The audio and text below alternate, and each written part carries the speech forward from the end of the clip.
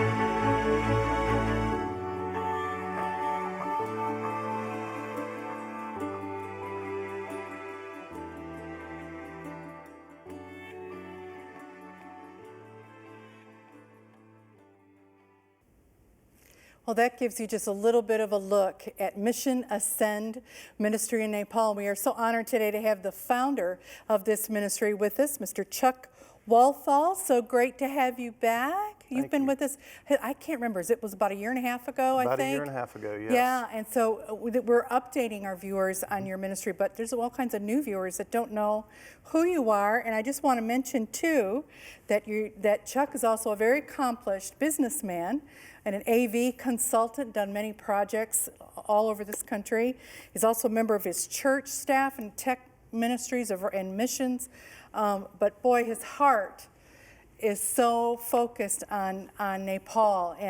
And he's also, I want to do a little, on a personal note too, he's been a great friend to our family over the years as well, and done projects with my husband in technical ministry. But we have to start, Chuck, because I know we have people that don't know what Mission Ascend is. And I think a great way to start is to tell us about your shoes.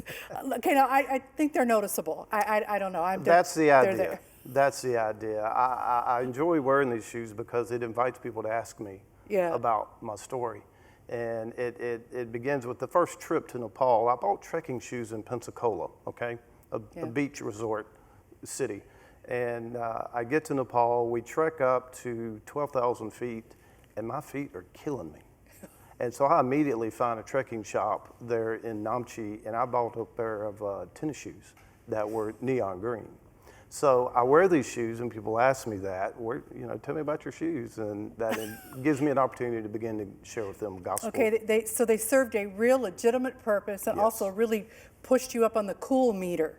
You became just very trendy, cool. I love that. Okay, so now you are a very hip I have missionary. preached in these shoes. I work in these shoes. Yeah. I even sit on TV sets in these shoes. I love it, and I Yes. love the story Yes. behind them. Yes. But you had a real experience, and again, we got to do the short version of when you went there. You didn't set out to do missions. You just went on a trip. I grew up in again, the hometown church in Crestview. They were teaching us missions growing up. I didn't want to be a missionary. I didn't want to go to a foreign country. I wanted to stay home. I wanted to hunt. I wanted to fish, etc. So it was never on my radar to even do a mission trip. And then God put on my heart a little over 3.5 years ago to go see Mount Everest. And I knew it wasn't me because I don't like to be away from home. But I had a passion and a desire to go see that mountain. So I grabbed 3 of my buddies and we went. And not knowing why he sent me, the prayer was, Lord, you tell me what you want me to do. I'll go. Yeah.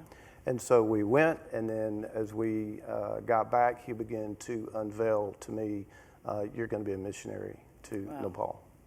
You know, what I love about that story, and I want to encourage you, all of our programs, by the way, on BAYFOCUS are on demand, including back to the previous one we did. You can go to our YouTube or our website and look at BAYFOCUS and find the first show, because we go into great detail on how this ministry was started. But today we need to update. We need to do a little bit more of an update on what's going on. But the world has changed so much since you've been there last time. But what exactly, before we show some pictures on the latest project, what exactly do you do with Mission Ascend in Nepal? You have like a couple different focus things. So our main focus is to teach, train, and encourage Nepali pastors and leaders. We were doing 2 trips a year, and in that trip we would do a 2 or 3 day pastors conference and have pastors come in. I would take gentlemen with me, and we would preach, we would teach, we would encourage. Interestingly enough, when COVID hit, we canceled our February 2020 trip because of COVID. We began doing Saturday morning Zoom sessions. And we have done, 52 times. We've done 60 plus Zoom sessions versus what we were doing 2 pastors' conferences a year. We do them every week. So that in itself is just taking the pandemic and doing something positive with it. You know, I've heard a lot of ministries say too that this has changed. They're going to keep some of those things going, along with the opportunity to do things in person as it arises. But all right, let's get to, you recently were there a few months ago. Yes. And before we get to the pictures, you barely got out in time, right? We did. The week after we left, the pandemic in India started blowing up again big time. It started while we were there. But just a week or so after we left the country, they locked down again. So all that Delta variant came up into, and unfortunately it got into the villages this time. Yeah. And so we were doing a lot of work trying to help the villagers get through the pandemic and the second lockdown. And we're going to talk about that specifically in a few minutes, but we're going to get into what you've done to help with COVID relief and to help provide for the needs there. But you had this window, this brief window, but you raised funds before you went for a specific project. Tell us what that was. We did. There's a small village, I refer to it as the end of the earth, called Masding. It's high in the Himalayas. A couple months prior to our trip, we did a jacket project. The church wanted to put jackets on up to 300 villagers in that region. And so we raised funds, and then the church invited all the villagers up. They preached, they taught, they encouraged, and then they gave all the villagers a jacket. So fast forward a couple months from that, we're planning our trip. One of the villagers that we had a picture of getting his jacket, he didn't have his shoes on. And we heard from our sponsors, our donors, our supporters, buy that man a pair of shoes. So the trip that we took ended up being a shoe trip. We took over 120 pairs of shoes with us. We had one of our Nepali pastors preach John 13. and we'll show you the pictures here in a minute of that service. And so we followed up the jacket project 2 months later with giving all the villagers a pair of shoes. This is all an outreach of this one Christian church in this remote village high in the Himalayas. Wow, all right. So let's go to the pictures, and then you tell us what we are seeing. Chuck is going to narrate some of these pictures and what we're seeing. Exactly what he just talked about. Here we go. So this was the Easter sunrise. Part of the plan was for me to shoot Easter sunrise while I was there as well. The day of the service, the villagers started coming, some of them walking past 2.5 hours to get there. It was amazing. At 9 o'clock in the morning, they started coming, and they just kept coming, and they kept coming. The service didn't start till 10 or 10:30, but this remote location, they just kept filtering in. At the end of the migration, shall we say, of them all coming, the little church was packed. We had over 120 villagers. This is a picture of after the service. Everyone came outside of the church building. Inside, it was packed, sitting on the floor. People were sitting in the windowsills. This was after the service. They started passing out the shoes to the villagers.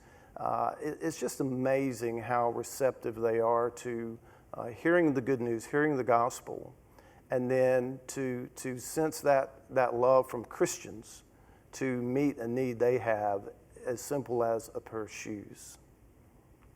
You see they all sit on the floor, of course. There are no chairs in the churches there. But this little church was just packed. It was just amazing. This is the gentleman that got him a new pair of shoes. He was the one that got the jacket. There he is without his shoes a couple months before with his new jacket. The pastor, that's the pastor's wife there on the left. She's blind, as well as the pastor himself, Pastor Karbu, is blind as well. That's a picture of him there. They started this little church.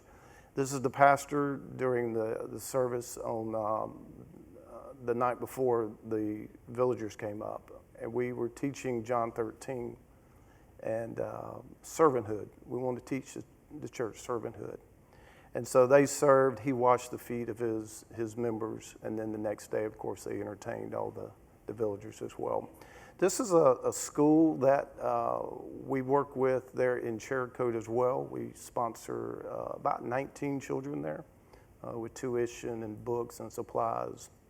And of course, I mentioned to you a moment ago, we're doing the Zoom sessions every Saturday. That to me is just, I can't get past that. It's just amazing how many sessions we've done. And that technological capability was there to stay connected, because that was such, when everything hit with this worldwide pandemic, one of the first things that became just so challenging was missions. I mean, travel was cut. Everything, people couldn't go. So how do you stay connected? All right, so now where would you say the ministry is at there? You just did the distribution now of the various needs. Is this going to be an ongoing effort? Will the need continue, or how do you provide for the more shoes, jackets, or is there other things that you're looking to do? So the needs continue. It's currently monsoon season in Nepal. It just rains consistently. And with that, we see flooding and we see landslides.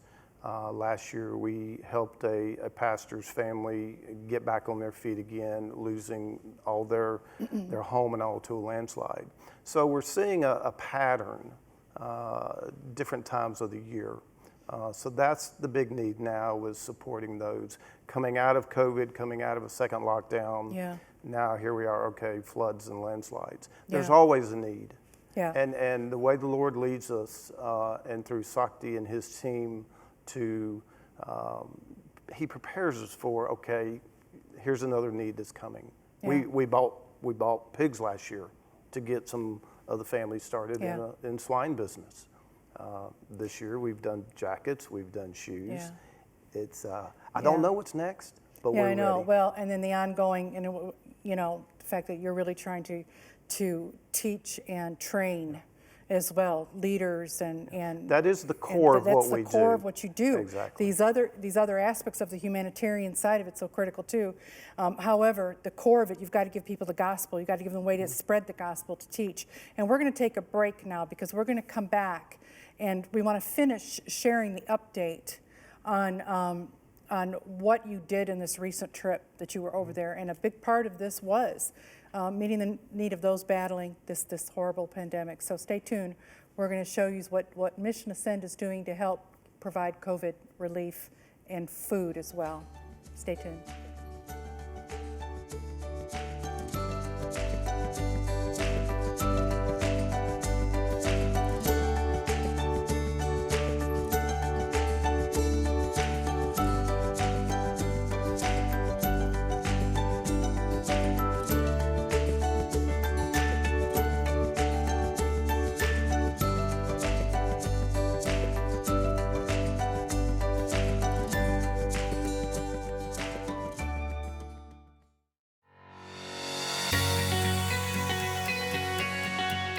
Hello, my name is Darlene Greenlee, and I want to invite you to join us each week on BAYFOCUS. We are going to highlight local ministries, community organizations, events, concerts. Reporter Brooke Rathmel goes behind the scenes to get the interviews you want to see. I hope you will join me each week on BAYFOCUS.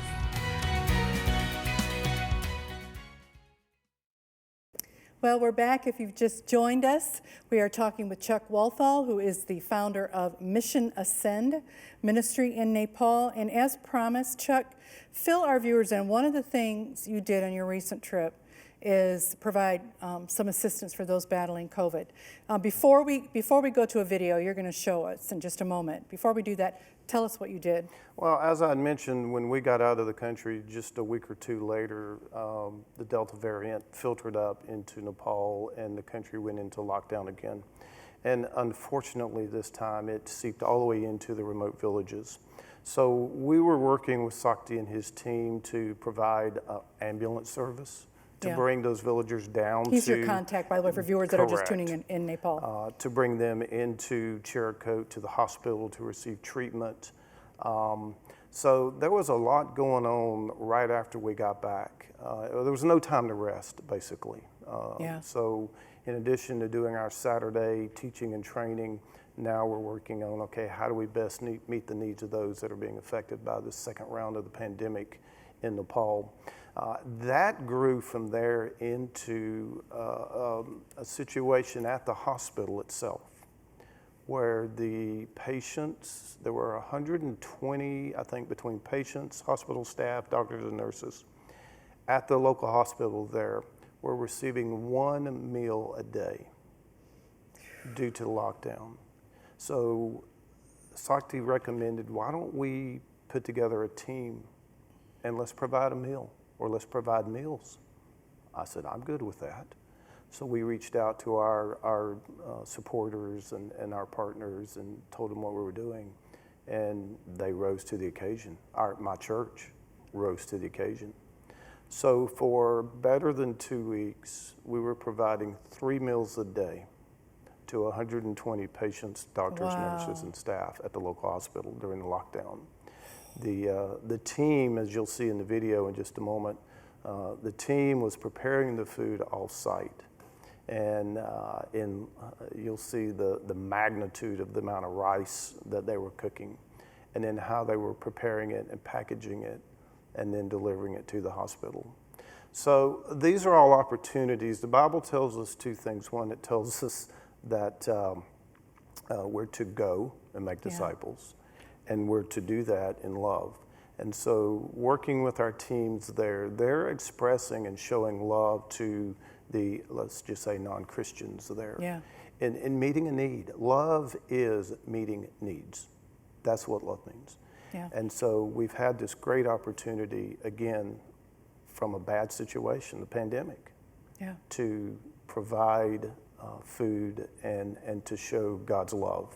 Okay, let's show our viewers a little bit of what you're talking about. We're going to have some video that you can narrate for us as well about this feeding project. Yeah. Here we go. So this was the first part of it. We were delivering rice. You see, that's rice. That's a big bag of rice. Rice and food to the villages surrounding the local area. And the villagers would come down and take the food and go prepare. They couldn't get to the markets to get food with the lockdown. But we had received permission, and Sakti and his team then went and secured all the food and took it out to the villages. And you see there, they're most appreciative. This is the preparing the meals for the feeding of those at the hospital. This occurred pretty much all day long as they prepared one meal. Then they would turn around and prepare another one. And you see they're all, in nice little containers. It was a very nice job the way they did it. They have a real system. They have a system, absolutely. And our team there, those and the ones within the church, they all just came together.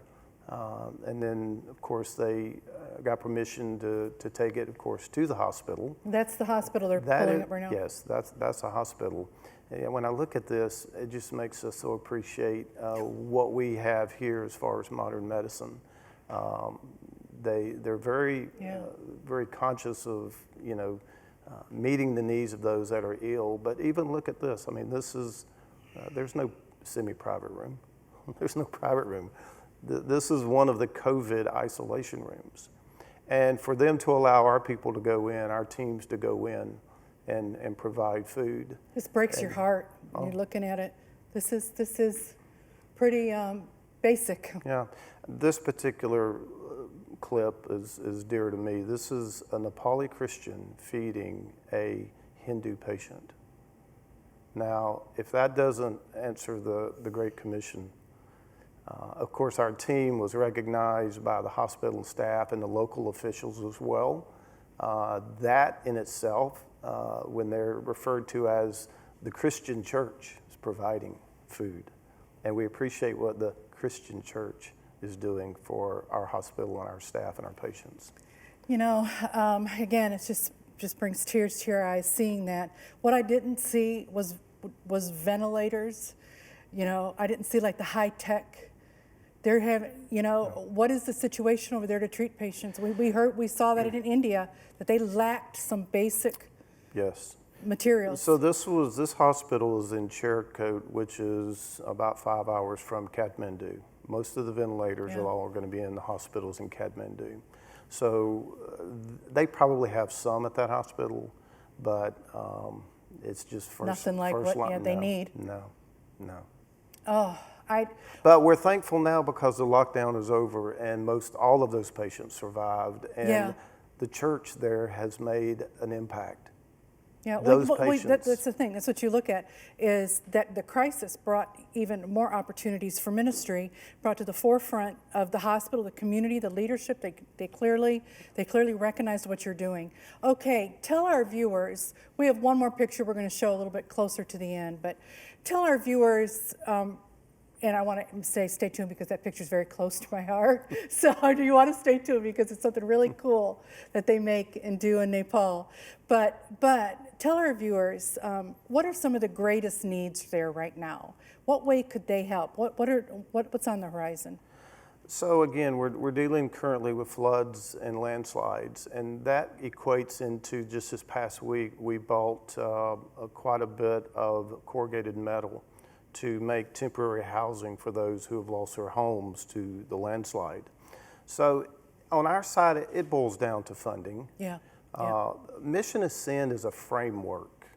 Yes, we're a ministry, but we're a framework where we connect people like you and churches and organizations directly with those we're working with in country.